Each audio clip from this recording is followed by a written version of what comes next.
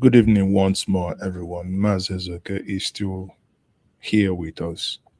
Now, this is going to be a very late night one, and as many of you have written me privately to do the whole analysis of that clip that I played, obviously, I've decided as that, it's as it appears very interesting to so many people.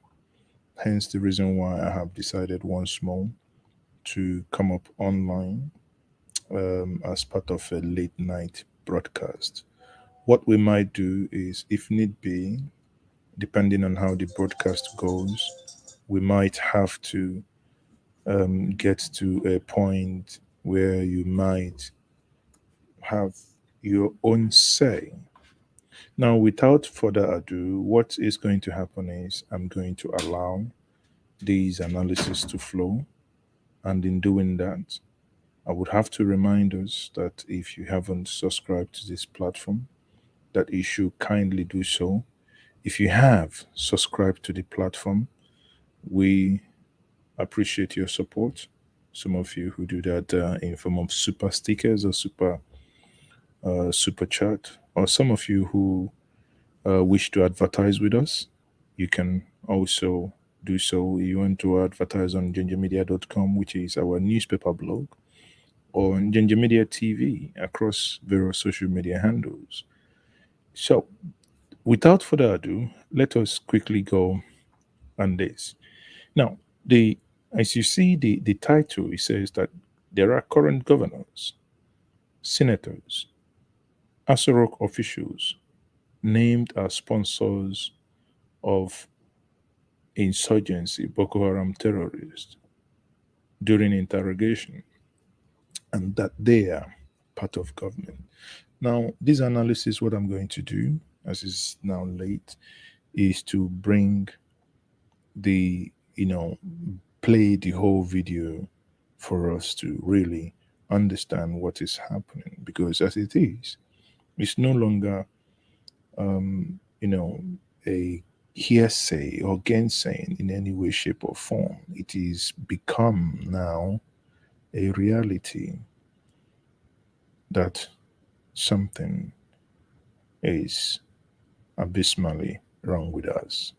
Let's bring him in. Welcome back. Yes, we'll be talking about what you just saw now, the security breach in NDA, and we've got Commodore Kunle Olawumi joining us here this morning. He's the head Department of Criminology and Security Studies, Christland University, Nigeria. Good morning, sir. Thank you for coming on today. Thank you very much for having me. Well, this is it's one of those blow your cheeks out moments, because lots of people, when they heard it, they just thought, no way, this can't be. But they just thought, well, in fact, some people thought it was fake news. Others thought, nah, maybe there could be some other explanation to this. And then the academy put up this press release saying, yes, it's been compromised. And here we are today. So details are emerging that raises more questions than answers at the moment. But what's your impression of this, for instance? Thank you very much. My impression, I think, is just the impression of every Nigerian at this point. This is an aberration. I mean, you don't attack Nigerian Defense Academy and kill officers and get away with it. Yeah.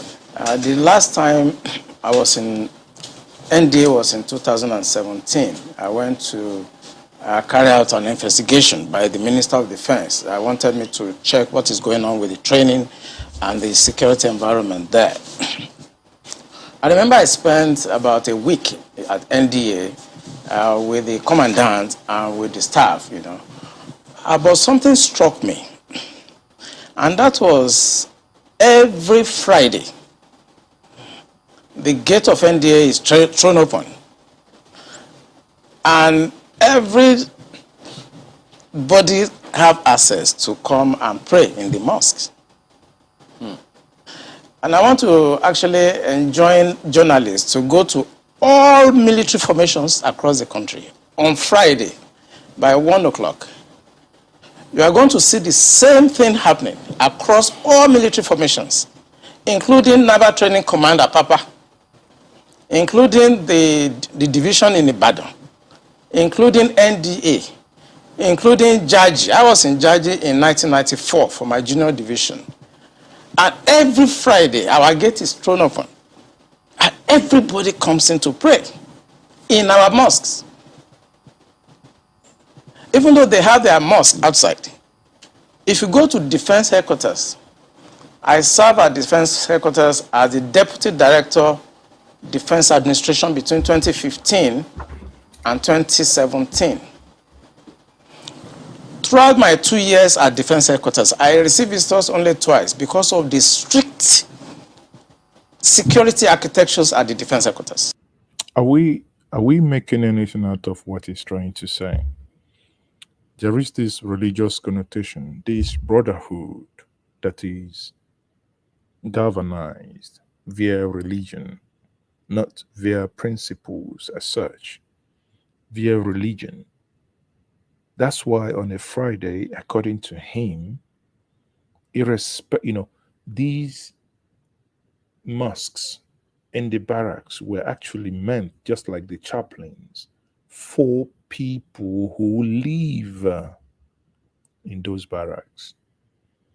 Why would someone from the outside ever come in to do what? To pray? As if if he prays in the mosque outside, Allah is not going to hear people. For people that have done this, that means they have watched, they have taken clues as to what is happening before they eventually struck. But every Friday, the gate of defense headquarters is thrown wide open for everybody to come in and do Jumat. That is the time the terrorists have the time to profile our security environment. Has that always been the case? It has always been the case. I've served the military intelligence for the past 35 years. It has always been the case. Our problem is religion and social-cultural. I mean, people will expect me to come here and start talking about kinetics, about operation and so on. I've been an operational commander all my life. I've commanded warships, I've commanded troops, I've commanded men outside Nigeria and so on. But I'm not going to come to your station to discuss kinetics. One of the things I like about this conversation is that the man is talking from a point of experience. He's not talking, he's not just talking about things that he's not aware of. He's talking from experience, and he's talking from the point of view of someone who also have commanded, he has been in a commanding position. So again, he knows what he's saying, and we should have a listen. The problem is not kinetics. In 2017, 2016, I'm always a member of the Security and Intelligence Brief at the Defense Headquarters. I told them, General Lawrence Shakin then, that the challenge we have in this country cannot be solved the same way we solved the problem of Niger Delta. The Niger Delta problem was solved during Yaradua time, basically by me. And I told them that we can't use that same template for Boko Haram. I told General Lawrence Shakin to look at the center of gravity of the problem. Religion. And we all came together. I was made a member of the committee, including Atahiru that just died was a member of that committee in 2016, 2017. And we came to a conclusion after several arguments. The arguments were three. To identify the center of gravity of the problem, one group said it is the fighters, the Boko Haram fighters are the center of gravity, so we should go after them.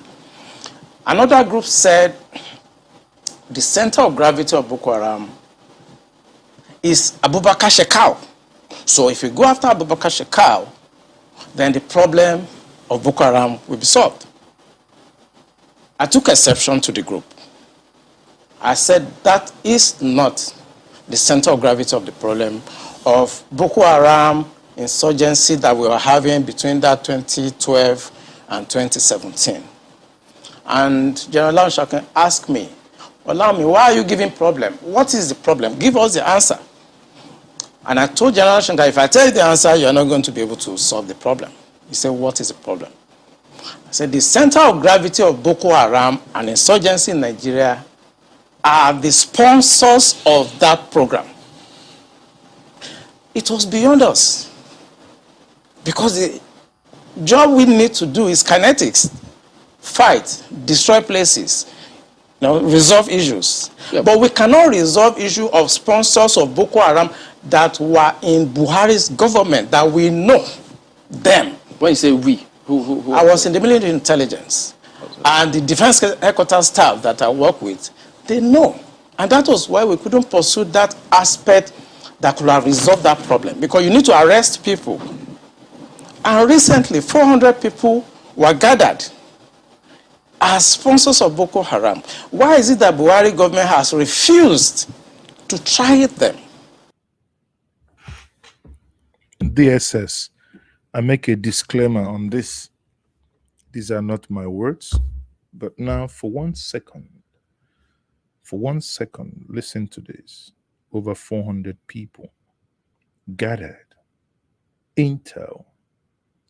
Those behind Boko Haram, over 400 of them, over 4 freaking hundred.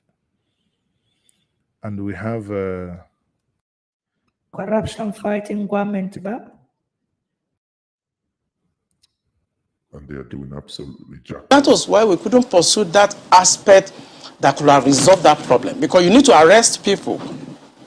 And recently, 400 people were gathered as sponsors of Boko Haram. Why is it that Buhari government has refused to try them? So the government knows sponsors of Boko Haram? Of course, it's in the news. In April this year, the government said they have arrested 400 Bureau de Change related people that were sponsoring Boko Haram.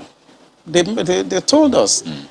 And Abu Dhabi but also helped us to arrest few Nigerians, tried them, we know them. Why can't this government, if not that they are partisan and they are actually part of the charade that is going on, why can't they bring those people out for trial? So the Bureau de Change operates on the one hand, but you... He broke the table here. I hope all of you understood that he broke the table here. And that table indeed is a glass table. I wouldn't be surprised now his records within the Navy will be brought out from next week and everybody here. You see, Nigeria is a crime scene where criminals are not prosecuted, but those going after criminals are the ones that is being prosecuted. You particularly said people in government. Are those part of the Bureau de Change, or those people that you say are in government are still there, government is aware, and government is condoning them? The people I mentioned that are in government are not these ones they just arrested. You remember this Boko Haram issue started since 2012. Yeah. And I was in the military intelligence that time. We arrested those people. It is my organization that actually conducts interrogation and interview. And they mention names. I mean, I can't come on the air and start mentioning names of people that are presently in government now that I know. Presently in government. That the boys that we arrested mentioned. Some of them are governors now. Hey. Some of them are in the Senate. Yeah, I think the one in the Senate, I think every one of us knows. Some of them are in Asu Rock. Why should a government try to cause this kind of embarrassment and insecurity to the sense of what happened yesterday? And the solution I gave them in 2017, because when I identified the center of gravity for General Lanshakin, and they couldn't pursue it, because some of them were ministers. And what I'm saying now, the Department of State Services are listening to me. They know them. Yeah, Commodore. So The solution I gave them was that if we can't pursue the policy strategic level, because the people that we need to talk to are also, going to be difficult to deal with. I said what they should do now is to conduct two things. We should buy blimps. The blimps are not UAVs. They are not drones. Blimps are equipment that can fly up to 10,000 feet, 30,000 feet, static if you want, mobile if you want, and they carry a lot of payload. We saw them in Afghanistan. We saw them in Kenya. This will be something that can give us real-time intelligence, and we can know where these bandits or terrorists, where they emanate from, when they finish operations that they've done, where they go back to. Okay. Okay, see, you are talking like a southerner with brain. The people you're speaking to do not have any iota of interest to see that to see the solution you're proposing. You're going too far. Boko Haram comes to kidnap children, and they will take about 300 plus 400 children. Think for 1 second the logistics of moving such large number, moving them to a point, and no one, no air support, no nothing, no air escort, nobody, no surveillance will see where you take them into. I beg, if you don't have any other. Well, they did not buy this equipment up to. No. Okay, you said quite a number of things. Let's pick up on some of them and see if we could make some, if you could shed some further light on some of them. Since 2012, I mean, you've been in operation, as you said, ever since that time. You questioned several people. Some people were identified at that time. Did the government at that time try any of them? Or were any of them also in government at the time? No, the government did not try any of them, and the defense headquarters where I worked then did not pursue that line of operation because it's beyond them.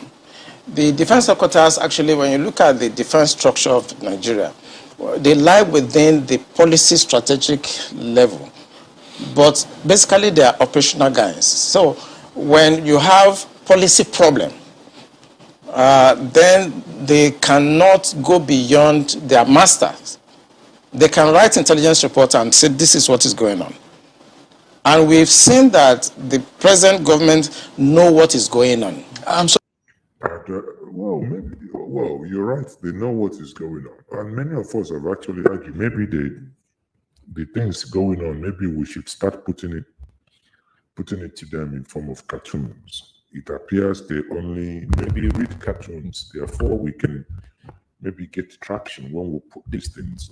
My good friend Asukwo from This Day newspaper, I hope he can help us and put these things in form of cartoon. Maybe we'll get to the right course. So is this a policy problem? I mean, the laws are clear. If someone is said to be involved in something as devious as this, the laws are clear. This person is meant to be arrested, questioned. I mean, it's quite clear. So is it a policy problem? We have the laws. So what is stopping the security agencies from actually enforcing the law, since that's what they are? I think what is stopping them is like when you are a member of a church and your pastor have decided to be at a certain level of spiritualism and you're a member of that church. You cannot be higher than your pastor spiritually. You can't, no matter what you do. So this is the same religion you spoke about? Yes. In real life, you see that the defense headquarters cannot conduct any operations that is not sanctioned by the commander-in-chief of the armed forces. Yeah. They cannot. No matter how small, little they cannot.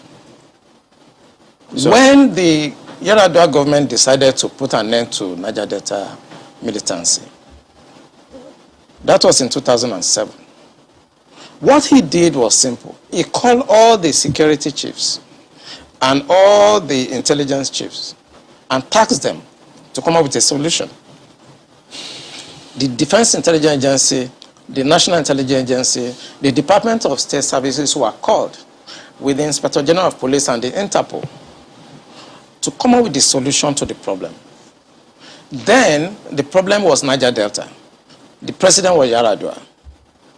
He was dispassionate. He wanted to solve the problem. Within 6 months, we solved the problem. I remember I have to go to Angola to go and bring Herioka, and nobody in Nigeria knew what we did. All we know is that since 27, 28 that we conducted our operation under Yaradua, Niger Delta issue has remained manageable. This government does not want to resolve this problem. They are escalating it. Did you hear that?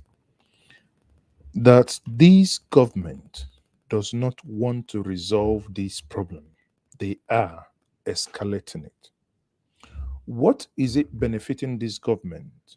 Not, I'm only asking questions. I'm only probing. What is this government benefiting from all the carnage? During the time of Yaradua, you can see when I refer to Yaradua as a man of peace, you know, it's a Fulani man he was, but he was a man of peace, a man with a good heart, a man that saw a problem. For the first time in Nigeria, election has been rigged, but a man that came in and said, the election that brought me to power wasn't the best we can offer the nation. Therefore, I would do everything to make the processes better. And he surely did. A man that nobody asked to declare his assets publicly or privately, but he did, and gave news reporters copies of his asset declaration. Go dig anything, go find anything. But here we have a saint who told us that he was going to declare and make sure anyone who is going to he was going to appoint would at the same time be pushed to make it public. Sadly, he never did public. All we have is that what's it called? The SSA or whatever will write one nonsense. Oh, he has one house there. He has one land in Port Harcourt, which he doesn't know where it is. And this is the type of useless stories we hear. Again, Yaradua, may your soul rest in peace. Because of tribal and religious sentiments. So when you say this government does not want to resolve it, don't forget the same government has purchased. In fact, they're going to induct the Sopeto Kano jet because of, the insecurity situation. They have, the president has had to change guards, as it were, as a result of people's clamor. I imagine if that was not in the thinking, why would you go that length to make some of the, some of the pronouncements, the meetings that have happened, the purchase, the change of guard and the rest? Why would they do all that if they don't want to sort this? Because that is not the solution. What you just mentioned is not the solution. When you have a problem at policy level, strategic level, operational level, when you have a problem, what you need to do is to identify the center of gravity of that problem and attack it. That's what you do. What they are doing is not attacking the center of gravity of the problem of Boko Haram and insurgency. So if the president is buying Super Tucano, is changing service chiefs, that is not the solution. We are looking at the wrong side. It's not kinetic. It's politics. Are you ruling out kinetic altogether? I can't rule out kinetic because so it's a spectrum. It's a spectrum, so you can't rule out something. But the center of gravity is what they should look at. And what is it? I'm saying it on this channel. It is the sponsor of Boko Haram and bandits. And speaking about the sponsors, when you say the DSS, and they could be listening to you, but so they profile, part of their responsibility is to profile all of these persons before they either vie for elections or before, they are nominated for any of these positions. Doesn't that happen? Don't they get intel and say, look, this, and this is what we found, and then we don't think that this should proceed further? Doesn't that happen? Oh, Chamberlain, so you make me laugh. I mean, is this something new? You and I were in this country when Magu was appointed by the president, and DSS issued a report that made the Senate to reject Magu twice. Did the president recant? Did the president do anything? You see, I don't know. We seem to have a government that is fixed on something that we haven't really placed our hands on. It does. You know, when I worked with the DSS in 2007, because when Yaradua approved the operational order that we did, we now have to work together as a team. He actually forced all of us to sit down together and work together. I was surprised at the tremendous amount of information had by DSS. I was shocked. We in DI, I was in Defense Intelligence Agency, and when they were forced to bring out the files, I was shocked. They have so much information at DSS presently as I'm talking about what I'm talking about. They have. But you see, if a fish is going to get spoiled, From the it's head. going to start getting spoiled from the head.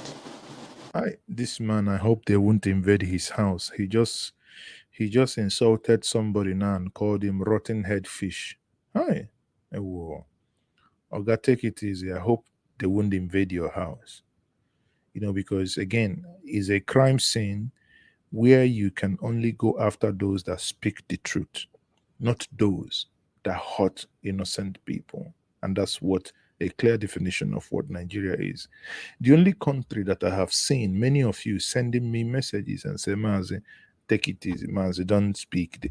Speak what? Anything I say on this channel, that's why I actually do content analysis where I get these things from first person, from the horse's mouth and analyze it.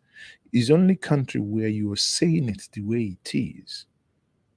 And people are calling you to say, oh, hold on, don't say it or don't. But I mean, what is truth to be done with? Truth is there to be told. And I don't know. It's just The mad. DSS will not do anything except the commander-in-chief's body language shows that this is the direction I want to go. That is where the problem is. The DSS has tremendous information. By the time 2023 is here and somebody take over and wants to undo some of this evil that I've seen in this country, you'll be surprised names that the DSS will bring out. They have the information. They have the information, but whoever is in charge is not letting them work. Anyway, what are we talking? When DSS, you employed in DSS, you employed how many hundreds of people, whereas the allocation that in one state alone, one state of Castina, they had DSS employment more than what the three, what the southeast and southwest had, triple whatever they had as a region, only one state. The calamity that has befallen us is when you sustain such injustices for about 8 years. What it means is, over the years, it means that people serve either when they get to 60 years old, which means they will be in the job for an average of 30 to 35 years. It means that these people, by this planning alone, have basically taken over whoever is going to guide the president, whoever is going to protect the president of this country in the next 35 years. That's what it means. So while we are here analyzing, doing whatever, they are implementing these actions because this is action. We know it. The only time you see any Southern name pop up in some of these organizations is, again, look at it. And I pointed it out the other time. Go check out who is the spokesperson of the army. Go check out who is the spokesperson of the police. Check out who is the spokesperson of the Navy. Is that making any sense? Because when it comes to where competence, because for you to speak and write press releases, obviously, it has to take someone with gray matters in between their skulls. You saw the press release that was released when Umar Danladi, the Biafran boys commentator, you know, Code of Conduct Bureau, bleaching lanky judge, sort of, when his PA wrote the garbage he wrote and said, I was told to say they call them Biafran boys. You saw that sort of garbage. It can only come from a person of low competence. But here only you be assigned the mouthpiece to speak where decisions are not made. But when it comes to strategic decisions, the ceiling is shut out on you. You no longer make anything. You amount virtually to There's nothing. nothing I'm going to say here that they don't have. The defense headquarters have the solution for the kinetic aspect. They do. I'm not going to come here to advise them. I work with them, and they're still there. The chief of naval staff was in the intelligence with me. We were together in Defense Intelligence Agency. That's Vice Admiral Gambo. I know these people are good. They know what to do. It's not that they have problems. It has to do with politics, the sponsors, people that feel that this country should be Islamized. Assuming but not conceding that, that all of this is the case. So what is the end game? He said something now that I think those in the studio didn't actually pick. He said that those doing this are those who feel that the country should be Islamized. Let that sink in for a moment. That's what he just said. Sadly, those the two gentlemen appeared not to have picked and paid enough attention to what he just said. This is a very serious allegation. By the way, if you're joining me for the first time or if you've been watching me, please kindly like this video.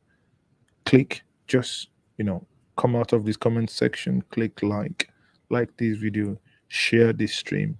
And if you haven't subscribed to this platform, kindly do. This is Njenje Media TV, and I am Mazezoke, and this is where we explore the truth behind the headlines that you read.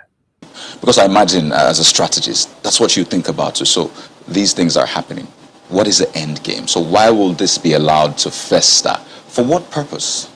The end game for them, because we did, normally when you want to look at this type of challenges, what you do is that you go through what we call the intelligence circle, okay? When you do the processing and you do the analysis before dissemination point, you discover that the end game for them is to just turn this country into like a Taliban type of country. And it's a mindset. And anything goes. In other words, 10% casualties, 20% casualties is allowed in trying to achieve the end game of Islamizing this country. Yeah, but of what benefit? Is Afghanistan a proud country that you want to go and live in? To what end? Sometimes I actually wonder the mental state of those that even think that is it possible to Islamize the whole entity called Nigeria. Why don't you people, idiots, why don't you, Dubanize us? Why don't you Dubai us? We want that form of, conversion. Why don't you Oman us? Convert us into Oman. Why don't you Singapore us? Why is it that only going back to the donkey years? That's why a president in 2021 will be so interested in talking of grazing routes, meaning cows must still be going in certain routes in 2021. Imagine where people, have you ever driven a Mercedes, maybe a Mercedes GLE or whatever? Have you ever seen the comfort? Have you ever gotten into an Audi? Have you ever seen the comfort? Into a Lexus? Have you ever seen the comfort? How can you leave the comfort of these cars? You want to get into a 1982 Volkswagen or Peugeot 406. That's the only thing that can come to mind. People are making progress, are developing themselves, but you want to go back to time and start using Peugeot 406 without air condition. The upholsteries are whatever you can think of.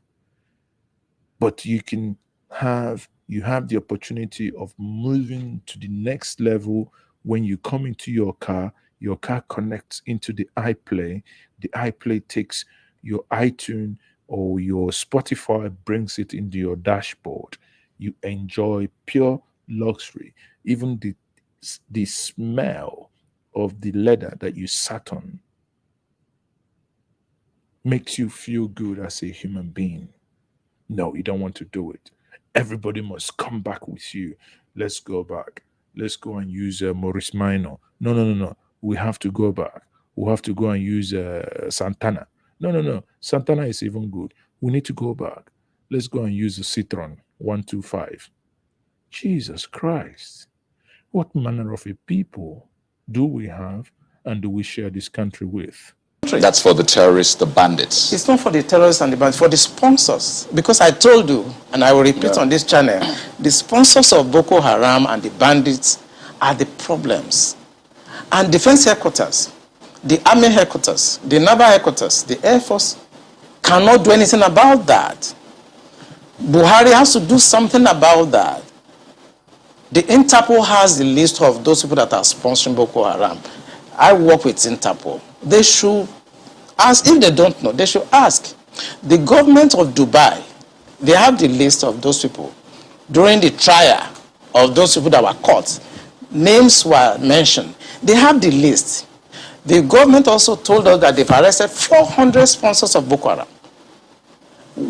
Why should the government not try those people and bring peace and harmony and safety to this nation? Why won't the government do that? Those people that are going to harass cadets and officers in NDA, they live around the place. I know NDA very well. I was in Njenje, I was in NDA as young officers, and I know the area very well. They live around the place. So why can't you put up a blimp that can see what they are doing in real time and eliminate them? Why won't you do that? In fact, there were more details saying that some persons slept up. Listen, they wouldn't do that because no one is interested in solving the problem. It is always easier to say we need 10 Tucano jets that will cost billions because it is easy to steal money through that process. But like he said, silent drones will be on top, barely visible, no sound, you will not see them. They will just be there monitoring what is happening. If they kidnap people, you monitor them from there, all their movements. Even if you want to send one or tapia, you precision. But here, jeez, Nigeria is not fit to be a nation in 2021, honestly. Because it appears the nation has failed in all ramifications. Protecting lives and properties that is the minimum any state can do appears a task that is impossible to deliver. A task that is impossible to deliver. It's really sad. But we'll come to that, hopefully. Makwe has got some questions for you. Makwe, go ahead, please. Thank you, Chamberlain. Much as we're looking at it looks like we're looking at the remote causes. The immediate causes, I think, is what is worrying a lot of people in terms of the significance of the attack. For some people, they're wondering, what do you think were the bandits trying to pass home a message when they chose the National Defense Academy as the area of the attack? I mean, as the area they decided to attack? Because normally people know that military installations, for instance, if you were to, I mean, you've talked about how the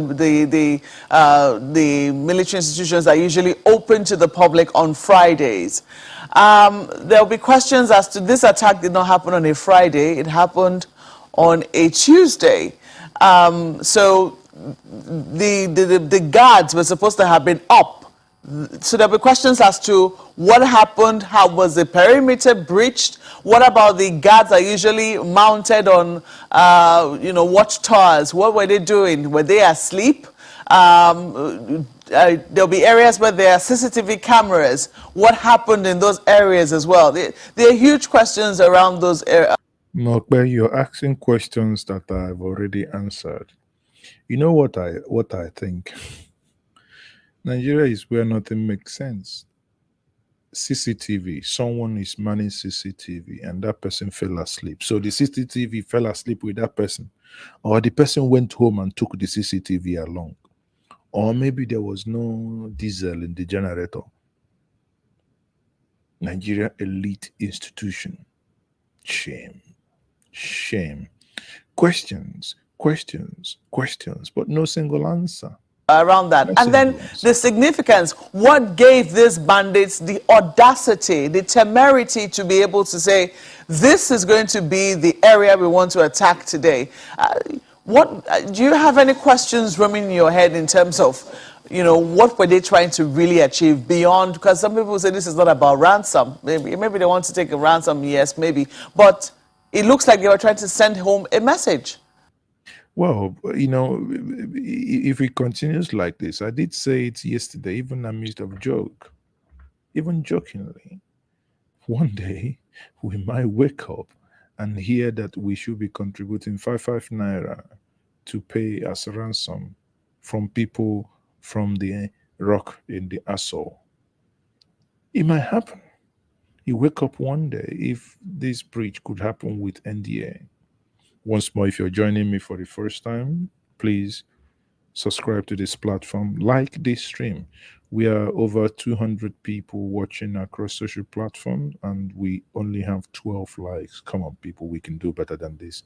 Hit that like button, smash it, please, and subscribe to the channel. Yeah, thank you, Makwe. You just got it right. They just want to send a message. And this is what terrorists do. And what the Buhari government should do is to tag these people as terrorists. What they want to do is to send a message to create fear and to show the military that we can come for you and there's nothing you can do. You may not know, I don't know whether it's out in the news, that the major has been killed. Belongs to some groups, and I know about 3 hours ago, his body was found. He has been killed. So it's not about ransom. I just want to confirm to Makwe that she is right. It's not about ransom. They just want to pass a message. We can come in. We can do what we need to do. And there are some hardliners in this government that are sponsoring this kind of narratives. They just want to show that they can Islamize this country. They think about Taliban, they think about the Mujahideens, and they want to replicate it in this country. But it's actually insanity. I mean, Taliban and Talibanic way of life and all these things. I mean, this is people living in the past, in the past, by the virtue of their dressing, by the way. I mean, there is no atom of freedom. You saw the other time they invaded the presidential villa when the president when the president fled. Sorry, me, I'm getting sleep now. I'm now beginning to speak like Odumeje. This is past pathetical. You know, the moment the president fled, these guys came in. He saw them the way they were just sitting on the floor. Jesus, I said, only maybe they haven't even seen any seat. Just sit on the floor, cross legs, and that's it. Come on. Honestly, this is sickening. And they don't care what happened. They simply don't care. As long as at the end of the day, there's Sharia and there is whatever thing they have in their head and they want to achieve. So these people that are sending messages are sponsored by Nigerians. So if I could follow up on that quickly. Please go ahead. This part of what you just spoke about now, the security agencies gleaned this from those who they arrested over time, saying this is the intention. Absolutely. The intention of it's on the internet. So it's not even about the people we interrogated. The intention is to Islamize Nigeria and practice Sharia. And it doesn't matter if some people die. It doesn't matter if you're embarrassed. It doesn't matter if our economy has generated. Look at the interest rate. But you see, that is actually... sorry, but if I say bunch of idiots, I don't know, maybe that would be an understatement. You have a people that have tried Sharia, and all the states that tried Sharia are all backwards, all of them without no exception. So you've tried it, you've seen how many years, getting to 20 years now, if not up to 20 years, that you've tried it, and you've seen the danger, the devastation of your useless Sharia. Yet, you've seen the uselessness of the Sharia, so to say, but you are still an overdrive to implement, man. Look at the inflation rate. Look at the debt profile of Nigeria. They don't care. As long as at the end, the Quran is at the sea. So some people in this country have this mindset. And we must tell the truth. If you tell the truth, you die. If you don't tell it, you die. Some people have this mindset to Islamize the nation. And they are in the government. And people know them. The DSS know them. The NIA know them. The DIA knows them, because it is the DIA that conducted the operations, that arrested these sponsors. So they know them. Why is the government, the commander-in-chief of the armed forces? The general area of Afaka, where where the NDA is cited, is no stranger to this sort of attacks. Before now, I mean, a few other institutions around the Defense Academy. Now, I just want us to pay attention to this video again. Peacefully is in parenthesis, near academy. There have been questions before now that sometimes,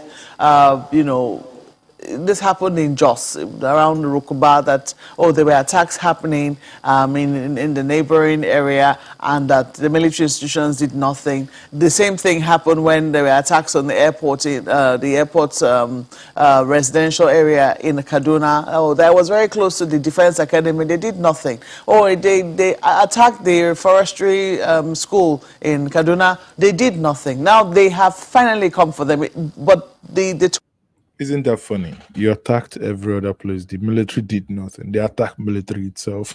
Military did nothing. Okay, don't worry. The civilians are telling you, calm down. Everything will be fine. They will be investigated, and the perpetrators will be brought to book. So we have seen the IG, and the IG is losing weight because he's working very hard. Yeah, the IG is still losing weight. I mean, these are not my words. These are the words of the one who ought to be in charge. Are we likely to use a different approach in the fight against insecurity, especially kidnapping, which is a big issue now, sir? No, I have just seen the IG. I think he is still losing weight, so I think he is working very hard. So the director of Nigeria Defense Academy is losing weight since yesterday. So whenever you see him now, if you doubt me, see him, go and grab a scale. You will see that he has lost 3 kilos since yesterday, and that means he's working very hard to bring the perpetrators of this crime to book. Talk is that these people have been there all along. They never went anywhere. The bandits who perpetrated this attack have been there all along. Does the military really need, I mean, if this is something that is of concern to the security agencies, because it was only a matter of time from what it would seem that we're reading that these attacks were going to happen, it didn't really need to wait this long before they took action against people they knew were a security threat to not just them, but also the people around their environment. Yeah, Makwe, I may also shock you that some cadets. Oga, please, you have shocked us enough. Don't shock us the one that they will make you not to get back to your house. Again, we don't want you to lose weight because we already know you're working very hard. Me, you can see my neck collars you can actually pour water now. I've already lost weight. Again, once more, if you're joining me this evening, please subscribe to this platform, subscribe to the channel, like the video and share it. Many of us are not doing so on YouTube. Just like and share. Thank you very much for joining us on this late conversation. Have been abducted before now. And when they took these cadets away,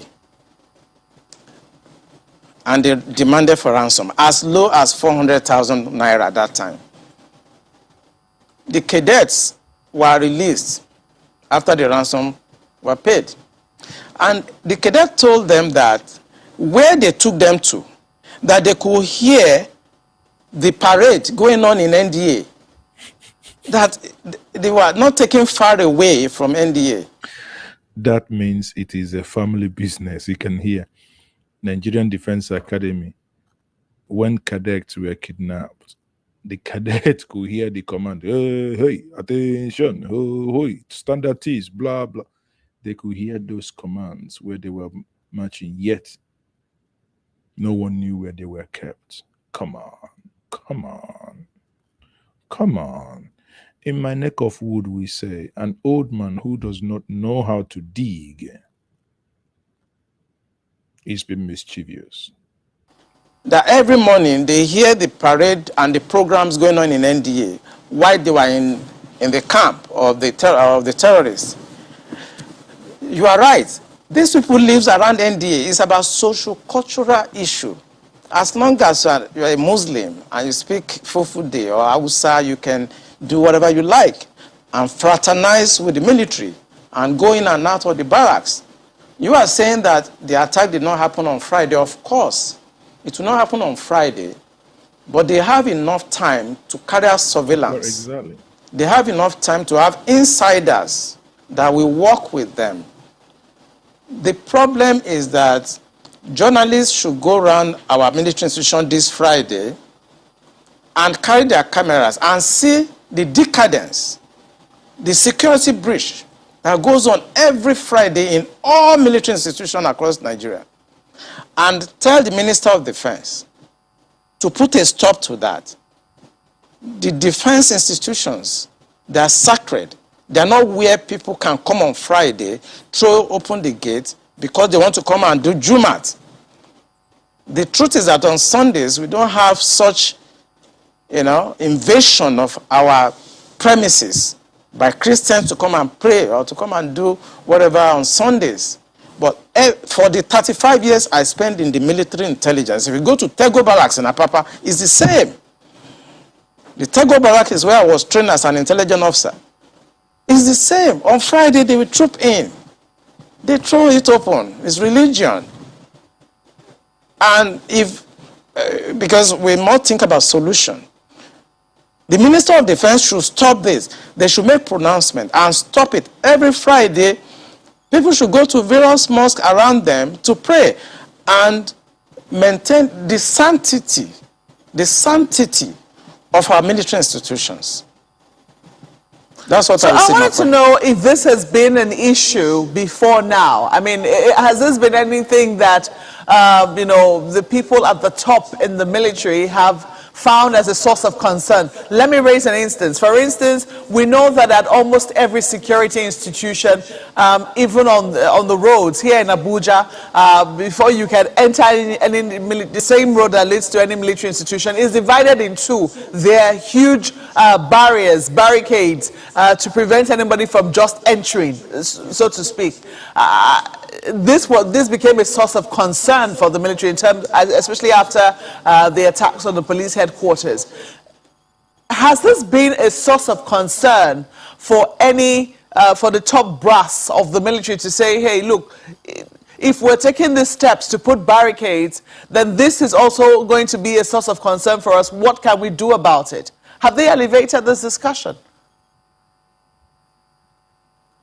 At defense headquarters, every Monday, even if you go this Monday coming, you will see they are always there to discuss intelligence and security brief. We discuss all topics there, including the issue of Muslims gathering every weekend. All those barriers you see at defense headquarters, and that's why I'm talking to the media. They should go there on Friday. The barrier is no longer there. It's open because it is Jumat. And this is when they come to carry out surveillance. If you look at what happened in Mogadishu Barrack, it was the same. There was a time they went there and blasted the place and killed a lot of people. It's these same people that are allowed to have access on Fridays and become members of the mess because they are, you know, it's a social-cultural issue. So I think we should begin to look, the Minister of Defense should put an end to this, because for 35 years of my stay in the military intelligence, it has been the case. Both naval institution, Air Force institution, Army institutions, even the Department of State Services. Once it's Friday, the gates are thrown open, and people come from outside, and there'll be no space. They'll be all over. If you go to Defense Headquarters on Friday, this Friday, you see them littered everywhere. If I could just comment now.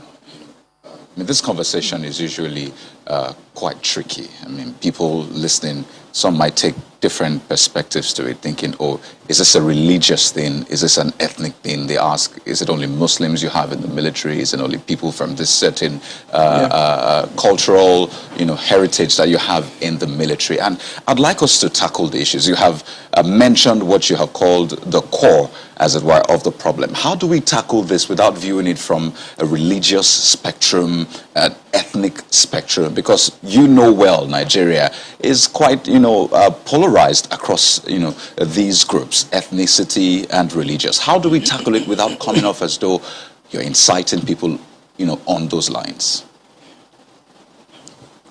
You see, one thing I discovered in this country is that when it comes to religion, everybody is very sensitive. But the fact I have laid bare is from the experience. Because we are very religious people, that's why when it comes to religion, everybody becomes, people lose their sense. Somebody will call for Maz's head now if I tell you, stop fighting for your gods. If your gods amount to anything, let them fight for themselves. Some of you will just begin to shout now. But it's basically common sense. It's because of religion. That's why you see most of this nonsense happening, because people have been brainwashed. Someone brainwashed you to a point that if you wear vest and go and blow others up, you're going to get how many virgins in heaven. Now, but your brain never got you to the point to ask, well, if there are virgins to be given on the other side of the life, why is the person that is telling me that not even collecting fresher virgins before I do come? Someone will tell you, oh, that there is a place better than this that you're going to men when you live this life. Maybe that's why we still remain underdeveloped, because we mentally have been brainwashed that we need to go to that higher place that we would now live. And I ask, if you haven't seen gold in your life, if you have not touched any gold, imagine they moved you, bring you in heaven, everywhere spanky gold, and you are just a poor, wretched person. What will you know what to do with a gold plated seat? It will be akin to a woman you brought in from the village, and she comes into your house in the city, and you say, Mama, go and do a wee or a poo in the toilet, and she goes in there and comes back and said, no, all I can see is a breakable plate that is white in that place. You say, Mama, yeah, that's where we do our big business. He said, no, how can I be doing my this thing in a breakable plate? You see that plate house back? People, I'm just trying to make a point. We have to, it is a must. We have to change the way religion, when I say religion, it's all encompassing, somewhat, rather than help us to think critically, somewhat compressed and squeezed our thinking faculties, that we now act as zombies. Of 35 years of military intelligence. So I'm not coming to the air to whip up sentiments, no. I have been in the system. I work with Abacha government. I work with Babangida government. I work with Abdul Salam. I work with Yar'Adua Obasanjo. As a core insider of operations, I belong to a group of people that you are not supposed to see, people that you are not supposed to hear. Because we have 3 classes of military officers. I belong to the wars group. I lost my family because my family does not have to know where I have been, where I have gone, and I cannot talk. I've seen Colonel Lu here, I've seen Stan Lambo. Some of us belong to that group that we are not supposed to be seen, and we are not supposed to be heard. The truth I'm telling you now is not about sentiments. Is that there are a group of people in this country that feels that this country should be Islamized. This is a fact. Except you want me to start mentioning names of people in this government that we have interrogated. I was a member of an interrogation team, and I've interrogated a very high-ranking member of this government in 2007, 2008 on the issue of Boko Haram. Now, he's going to blow up another lead. He's blowing his lead one by one. He's going to talk about how they interrogated and how they got the information that they got, and eventually how they even went to America to convince America to consider Buhari even before Tinubu came into the picture. Obviously, many of you, when I did my last broadcast before now, I called him out. Many of you said, well, I should not call him out, that he has repented. But, well, nobody says he hasn't repented. My good friend Dele Mamudu obviously was in that league, but he has several times also said, he's no longer, he's not supporting the evil that is happening. And, that is a man of honor. But here, what this man failed to do was at the same time, in the same vein, in saying, yes, I did this, I did this, I did this. He was also he fell short to say, Nigerians, I'm really sorry for the roles I played.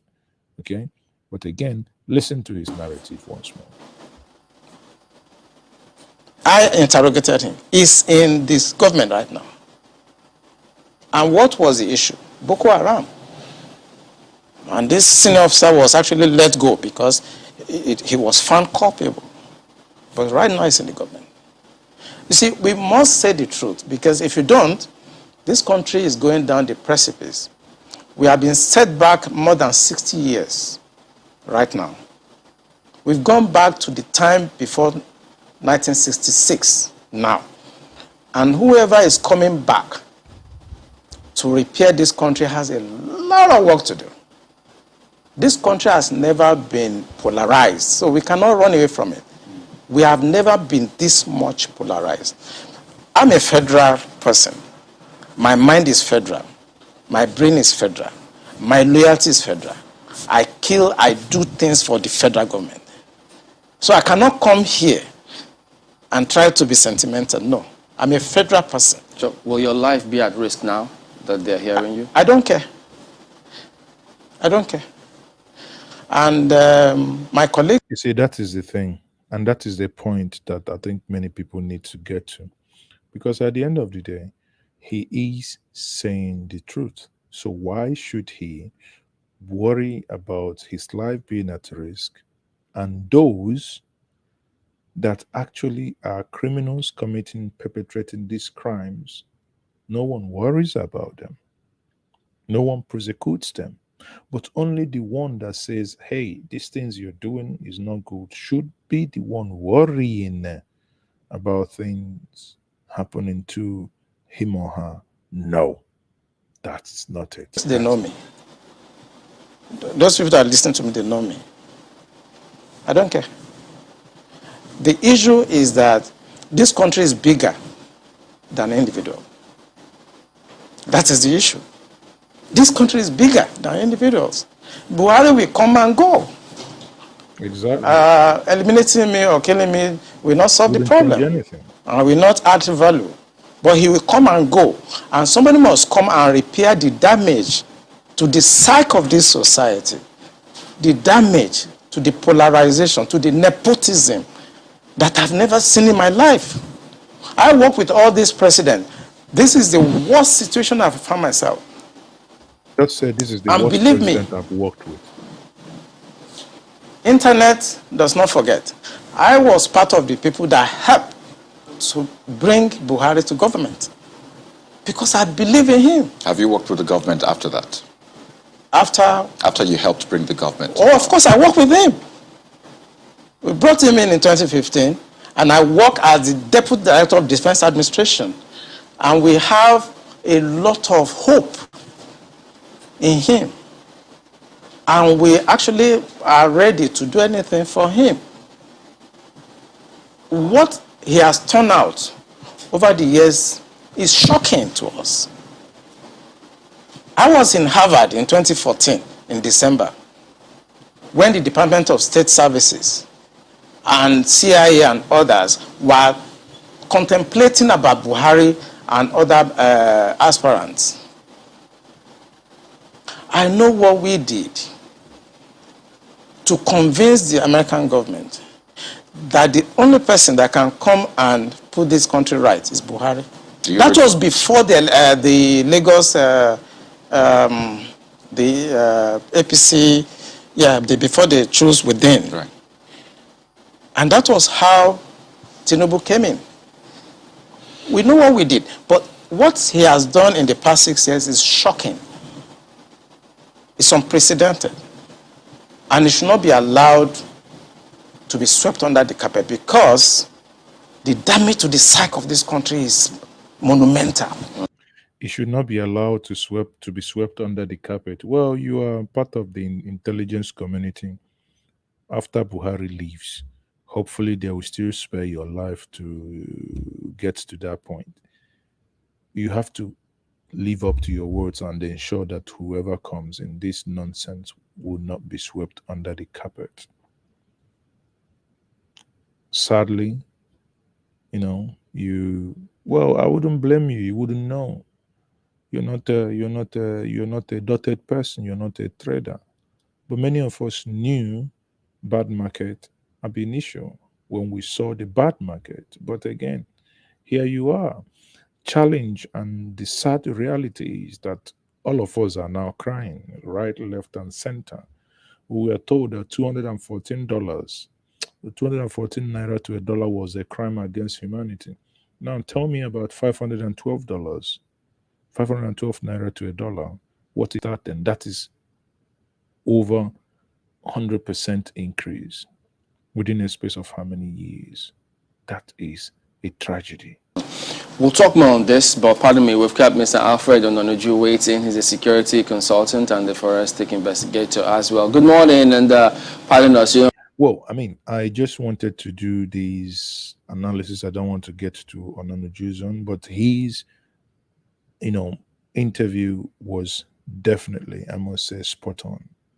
Spot on. He was frank. I give it to him. He was straight to the point, and at the same time gave instances that easily you can verify. I mean, this is you, all of you watching me now, either you're watching me from your OLED, LED, plasma, whatever, your phone, like my Medinaba phone, where people everywhere flood or anything, you would understand that he was frank and forthright, and genuinely, you can see that from the demo, you can see that from his face, that he was genuinely surprised. You see, the thing is that Buhari did not only surprise those that believed in him, he also mesmerized those that did not even believe in him. You know, one of my good friend, late classmate, Noble, would always say, if I can't dazzle you with my, or if I can't impress you with my brilliance, I will dazzle you with my stupidity. And I think in this case, we've been dazzled. We've been dazzled as a people, and we are now all confused because, yes, many of us, many people knew that bad market was the issue, but nobody knew that the market was this bad. You know, nobody knew that the market was this bad. That is the thing.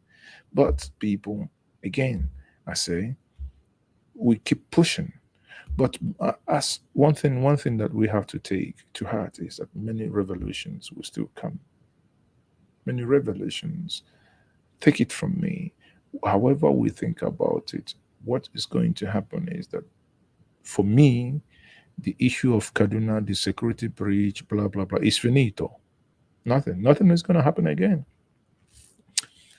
Anyone hoping that anything will come out of it, I will say good morning to you, because nothing, when I say nothing, absolutely nothing will happen. Absolutely nothing will come out of it. You think about it and you tell me that Nigeria is not a terrible crime scene, a terrible one indeed. Nigeria is indeed a terrible crime scene. People, go and buy your seat belt, double your seat belt, because the ride is about taking off. Please remember, we are now close to 300 people watching late night show. Here in Nigeria is 5 minutes after midnight, and you're watching me live and direct. I am still Mazes, okay. So anytime you hear bang bang bang at my door, if I look back too much, that means DSS is jumping my fence. So if I hear bam bam bam bam, maybe they are jumping my fence, but who cares? Dina Melaya would always say, if you talk, you die. If you not talk, you die. So listen, Kukuma talk and die, isn't it? Or the Ghanaian musicians, they say, etu sami, all die and I die, isn't it? So at the end of the day, so everyone, people, I say thank you for joining me. Please subscribe and click the like button. How can I have so many people watching on Facebook and only 29 of you say you like the stream? That's a little bit unfair. If not for anything, for my fuel, for the generator. Show some love, people. Goda Beleveda says I should turn to cat.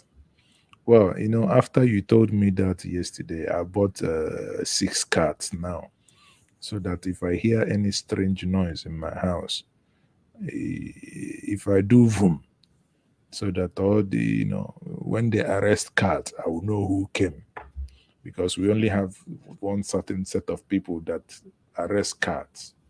So if they come and arrest cat, I will know, you know, I will know who came. So, people, I will say thank you very much. Yes, Chigozie Okura say yes, I am. You want to see me, you want to come and buy me, you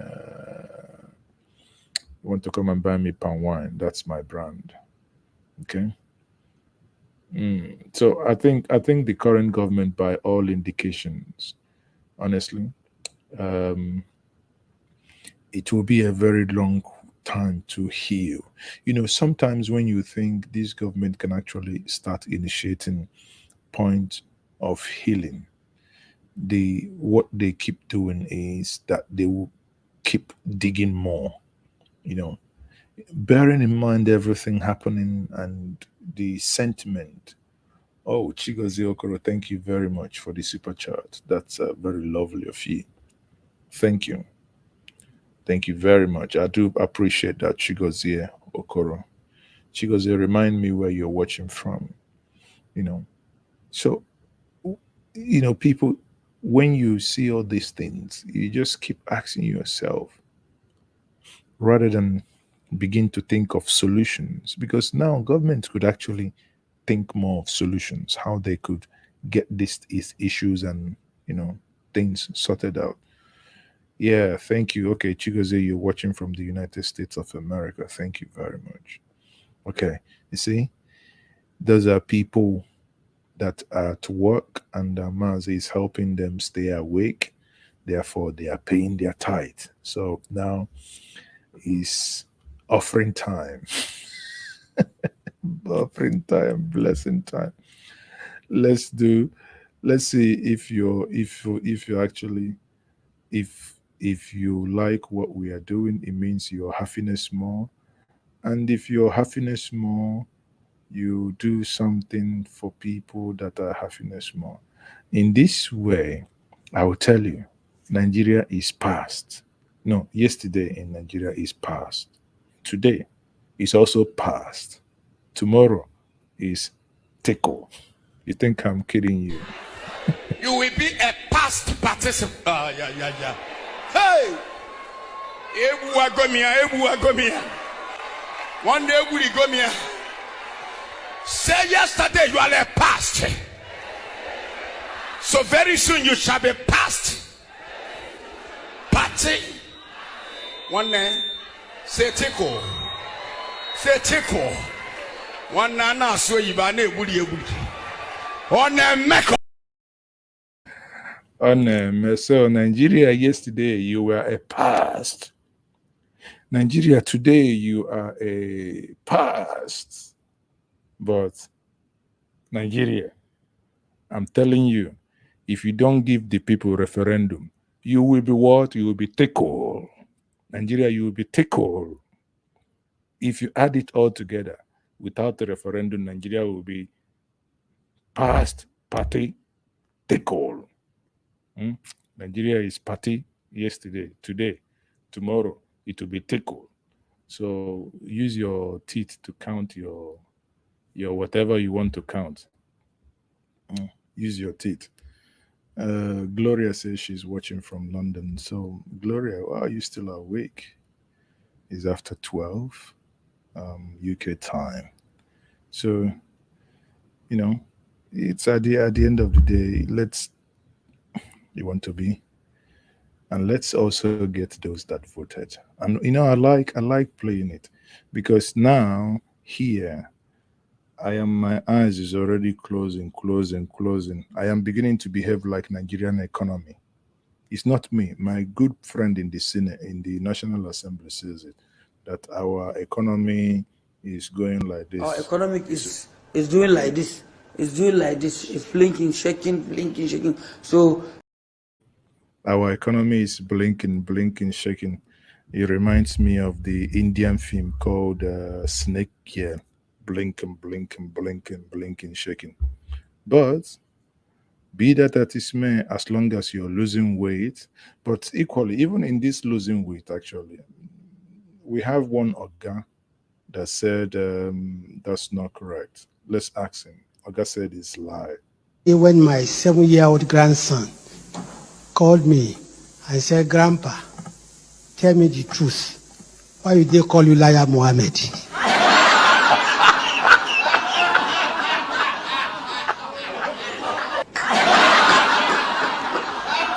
I looked at him. What do you say to a 7-year-old son? How do you explain politics to him? So I said, no, don't mind them. When my So don't mind them.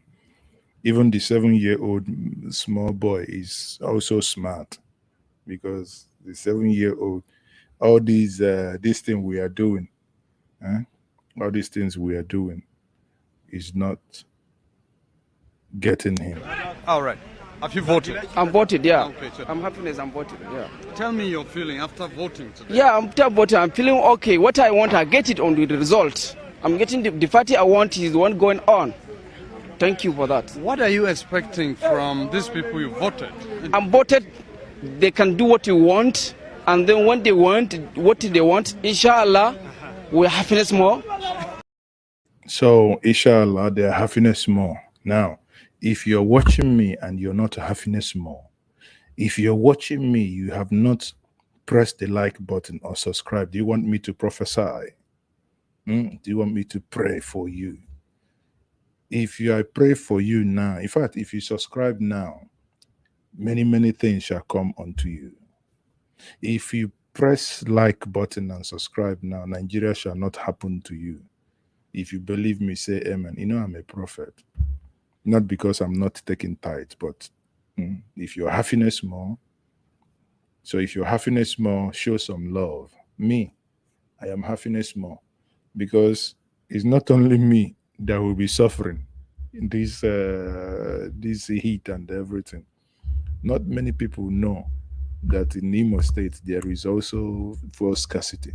So people here in Anambra, everybody is keeping everybody's buying petrol before somebody's house is. Nigeria is a crime scene. Someone is saying, Mazi, why are you up this late? Normally I don't do late night shows, but I did actually. I had a program by 6. I finished that. I joined the Middle Belt meeting, but after that, because I needed to address this issue and play the whole video and do the analysis, so hence we are here. Oh, Mazi says, Mazi, are you a comedian? No, that's probably my easier way of delivering something very serious to us in order for us to get the point. You get the point now?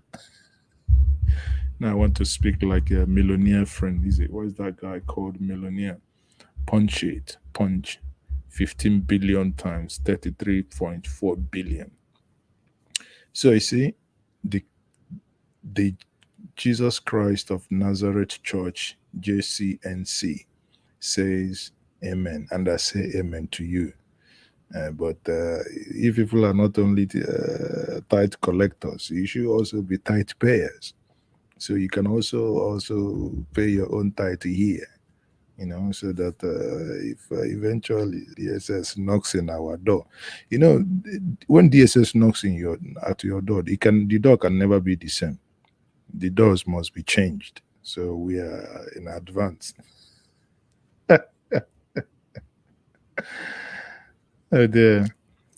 No, Augustine or no, there is no news until the court case happens. So if your happiness more, now you people are doing like people happiness more. I can see the likes are increasing, but not up to where we want to have it. But at least it's better than what it was. And I must again thank Chigozie for using the super chat. For those of you asking what is super chat is that place you are typing something, you see like a dollar sign to it. If you click on it, the rest is history. Mazi, they will know, they will break it down. Of course they will. Oh, there are people. Thank you all. It feels like we're not going to sleep today, Abby. Uh-oh. Toby said, I'm no longer happiness now. I'm going crazy for what Lord Lugard did to me. Haba. Oh boy, be coming down. Lord Lugard is dead. If you go too much crazy, you join Lord Lugard. You see, Pastor says, you got me, bro. Pastor, na so I go talk when I go come church one day. Or I go say when I go they sing that song. Yaleha machineke na mere mo eze Jesus. Mama dirigi. When I go they sing them, I go tell them, say, Pastor, I understand though. I go, oh dear.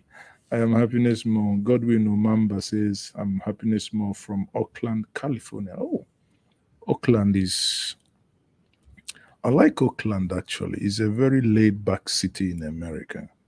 You know, some part of it is, there are some, you know, if you come out of the train station in Oakland, you go left, one of the hotels I stayed in there wasn't the best, you know, but California is good. You know, sorry, what did I say? California. Sure.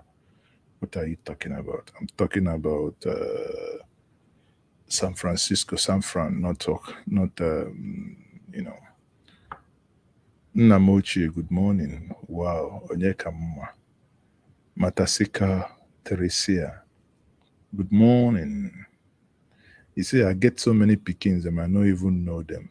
So it's one good thing about the late night is that every one of us is doing like this. Even those working are doing like this. Those watching, they don't want to log off. And you know why people come to late night? And I know many of us like me here in Nigeria want to do late night because it's only when they give you free internet. You see the wickedness of these companies. Only when the witches are flying, trying to avoid jamming the high tensions. That is only when they will give you 50 MB to watch me. But when I come online by 6 o'clock that everybody is active, I won't see you. Now I'm here and everybody is happiness more. No, there is no super chat on Facebook.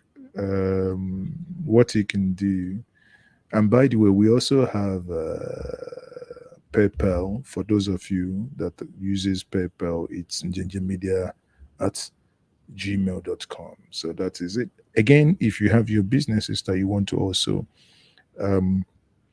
advertise on Njenje Media, that's also welcomed. You have to bear in mind, for my Igbo brothers, you need to know that Njenje Media is the largest Igbo platform on the planet Earth. So ozi ezila anwụrụ ọkụ site n'aka Njenje ma ọkwa na olugo kwali Enugu aka. Maka na if they concoct medicine here, the medicine can do whatever it does. So good morning everyone. Live from California. It's already 4:20 in California. Matsika Taratsia. Now, what kind of name is this? My mom is from Ezinifite, from Madoka family in Ako. Oh, I see. Okay, Wadiana. But I don't understand this kind of name, or Matisika. Let me bring the name, because let other people help me, or because maybe I'm getting too old. Matisika Tarasia. Jesus Christ, is this South Africa or is it a little bit Boko Haramic? Anyway, people, thank you all. Mazi, how can we inclusive conference chat with UN official Western and local media? That will be a bomb dialogue. Well, we'll keep doing our best. At the end of the day, what we'll do is that we will keep pulling surprises. Watch this space. You know, this time around, we don't say what is going to happen until it happens, but watch this space. A lot is happening. Oh, Zimbabwe. Oof. Hold on, now I'm getting confused. How are you from Ezinifite and you're from Zimbabwe? Maybe I need to go and take one bottle of fermented brukutu, then I can understand this one. Ugu. Uchenna, I love your show from Texas. Thank you very much. Show me some love. No be only the kind love where they tell Nigerian woman, I love you, I love you. They go say, I love me, now for mouth, you love me. So blow some cases. Ifeanyi John Paul, thank you very much from Lagos. You're watching from Lekki. Oh, Lekki is where a house built on top of the lake. I hope you know. Lekki people, I like you people, but now wow, now they live one time when it go rain like this, all of on eye go clear. If it come inside, you go see your plasma TV, they smoke, they swim. You get inside your bathroom, your jacuzzi will become your canoe.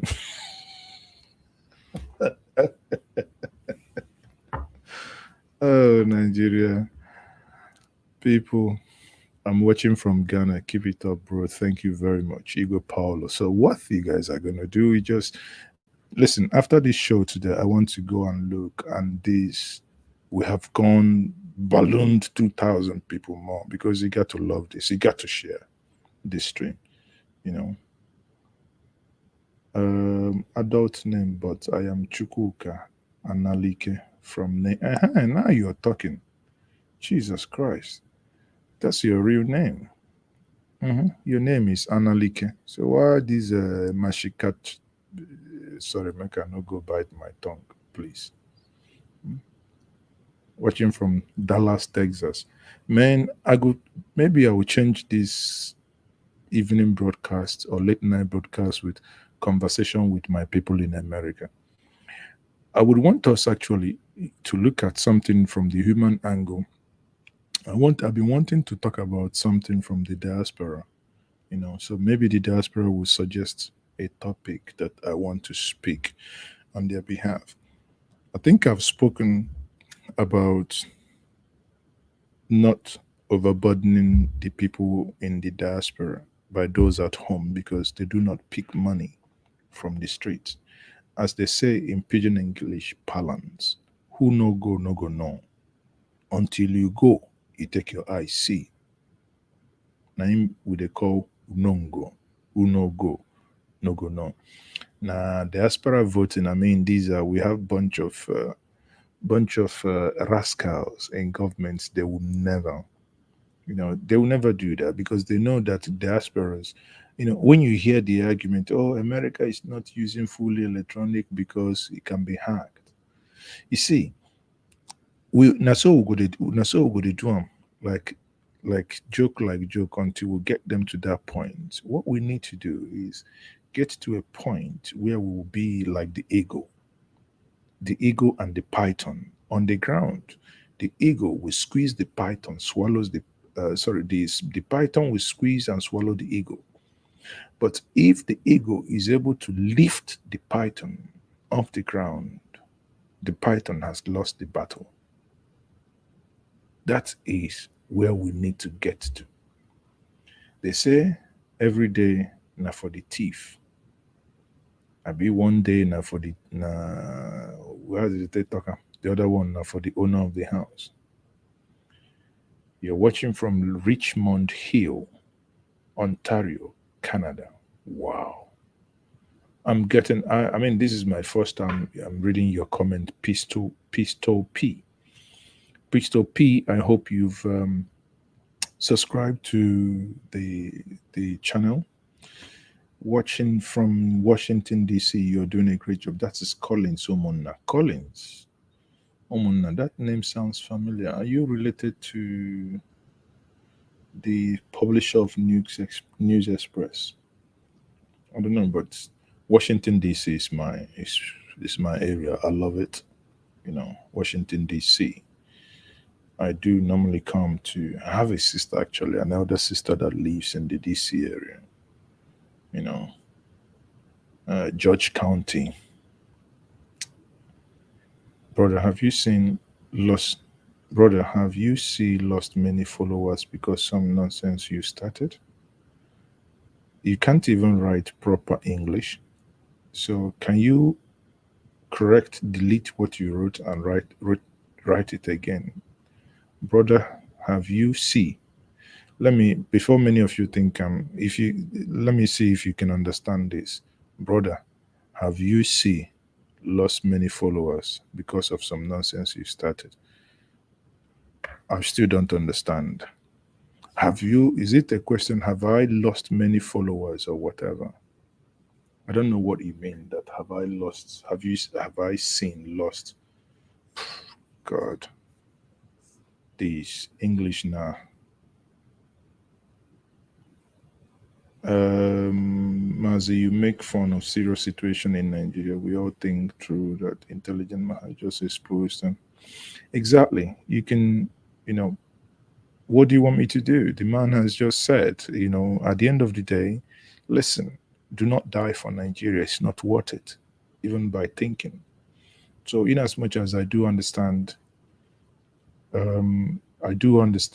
where our, because listen, people, look at it this way. I said in my earlier broadcast around 6, one of the things when we talk about the Nigerian system not working and we see doctors running away from Nigeria and the minister of labor, who incidentally was a former governor and now a serving minister and the minister of labor and productivity, when he comes and says that the doctors are going away because we have more than enough, it should worry you and I because of the thinking behind it. Oh, blind me, another super chat. The usual culprit. Obinna Ifeanacho, thank you very much. Obinna. Obinna Ifeanacho, it's a very, in fact, he's one of the top fans of this platform. Um, his dot t-shirt is yet to arrive. As we sent him the first one, even in the America, they were so jealous of our t-shirt, they opened it and took it away. So someone stole it. So that one is still, the case is still ongoing. But Obina, we would appreciate when you get the t-shirt to, um, you know, allow us and send us your photo. So make it a pepper dose, it a pepper. Like what I was saying, when I said that Nigeria is a crime scene, this is Obina. Thank you for the super sticker, actually. When I say Nigeria is a crime scene, and when you look at the things I said before, how come your doctors will be running away? Your own doctors are running away. And one thing that must bother us is that even in our seriousness, we as a people must maybe begin to look at how we fend for ourselves. As it is now, we're all talking. You watching me from London now, you are not scared. You watching me from Germany, you are not scared. You watching me from America, if anything happens to you now, all you need to do is dial 112 91119 or whatever number that is in your own country. Within 5 to 10 minutes, an ambulance will be at your doorstep. But pause for a moment and think about this. You watching me from the diaspora. If anything happens to your mom now,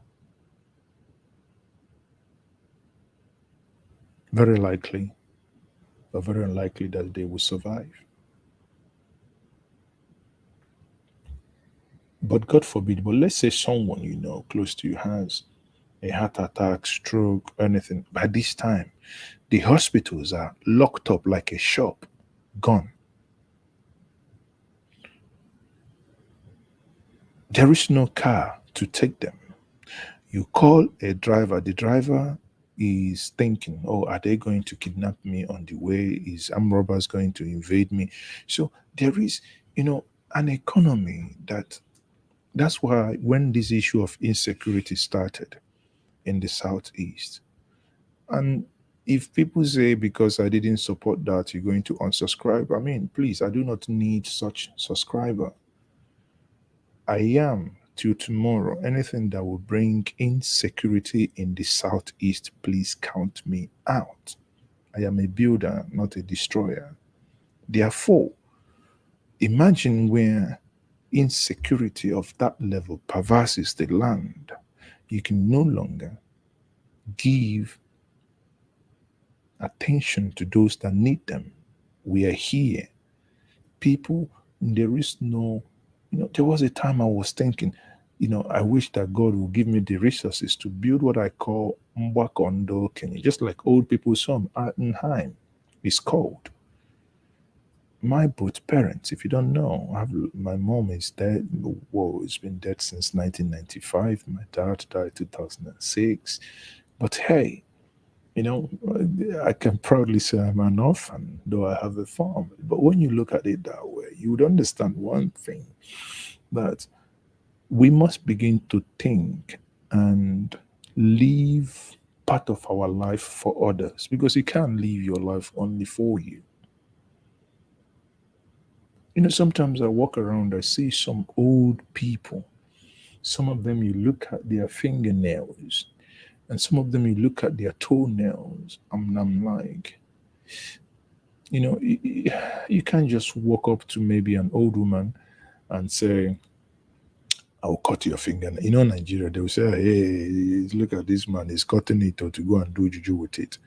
So, but the question is, how do we get our people educated to the point that, we have like a meeting point where, if we have like an old people's home, not where they will be sleeping, for instance, where they can come in during the day, stay, you get people to come and do their hair, if it's washing, setting, whatever, do it, use the opportunity to cut their hair, even in mean some would wash their wrapper, put it in a dryer, something that within 5 6 hours have them watch local movie, crack joke with other local people there, pro bono, have like a vehicle that will have wheelchair access, like, that can go house to house, pick them up, bring them maybe once or twice a week. Because sometimes what kills our parents when they get to that age is normally boredom sometimes, because they're no longer active. The moment they become bored, I mean, my dad was a super active human being. That even if he's sleeping, that time cockroaches used to climb everywhere. Any cockroaches that touches him, he would just reflex, bang, still catch the cockroach and squeeze it. But at some point, of course, you can't be a lion forever. Even even lions have expiry dates, and eventually, you know. But let's think about it. Maybe it's something people might come up somehow, and do collectively. But things are not working. But we have to start doing something for ourselves. If there is something we can do that we can actually ignore this bunch of people called politicians and liberate ourselves and go ahead and sort ourselves out, and we'll see what's going to happen.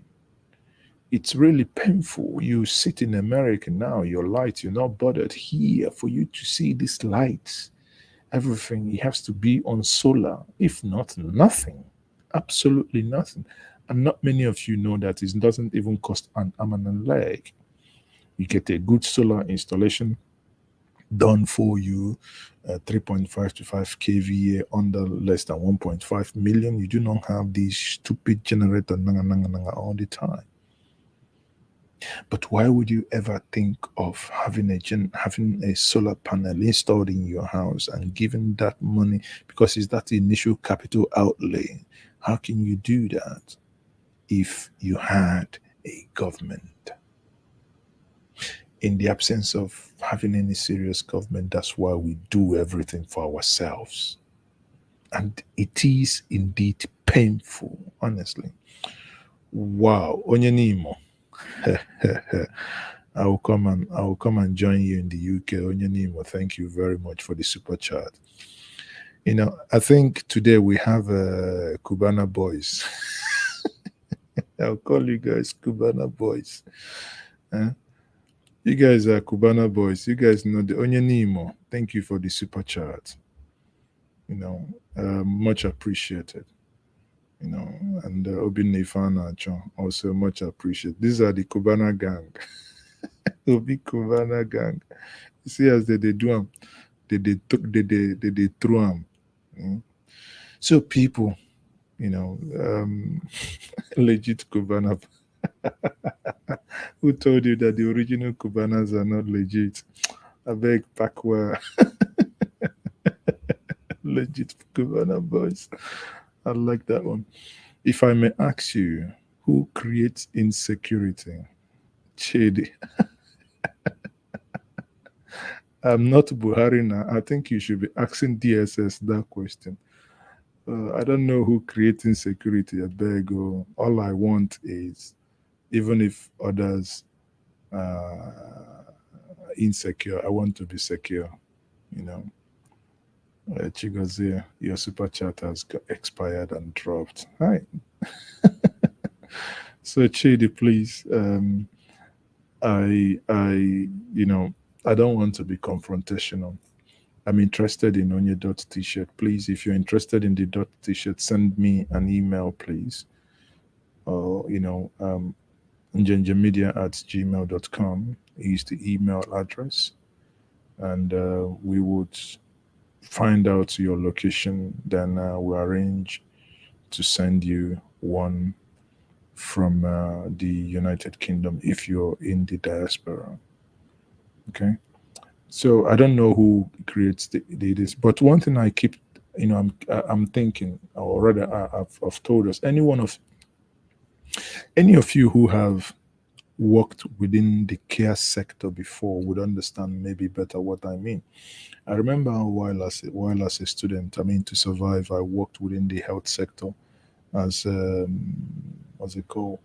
Some say auxiliary nurse, but the Germans called it Pflegehelfer. It really opened my eyes, and that time I remember the first time I left Germany to visit home. The attention I gave to my dad I couldn't have done so if I didn't have that exposure. Because suddenly, what we call a new elephantiasis, that you see people, their legs will be, kind of rotten, smelling, and all these things, especially those with, a little bit XXL size.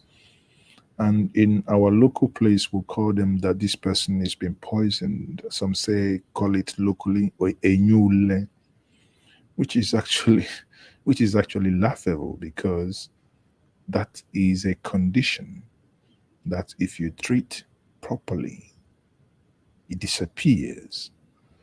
But sometimes ignorance could be, contribute to this. And I remember that time, I'm saying these things so that all of us will learn.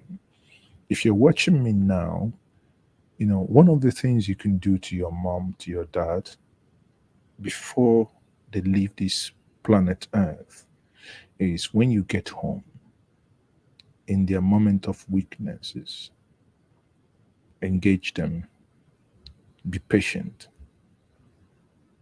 If they have any sign of dementia, Alzheimer, be patient. Put your phone away unless you want to record. And I encourage you to record every single moment. My children never met their granddad. But at least now, because I was able to do some recordings then, over 15 years ago now. So that's the only time they can look at the television and say, oh, this is, who is this? You can now explain to them. So endeavor, cut their, clip their fingernails and their toes. In between the toes, old people, because it's always covered all the time, it's a little bit moisture and it smells like a rotten animal.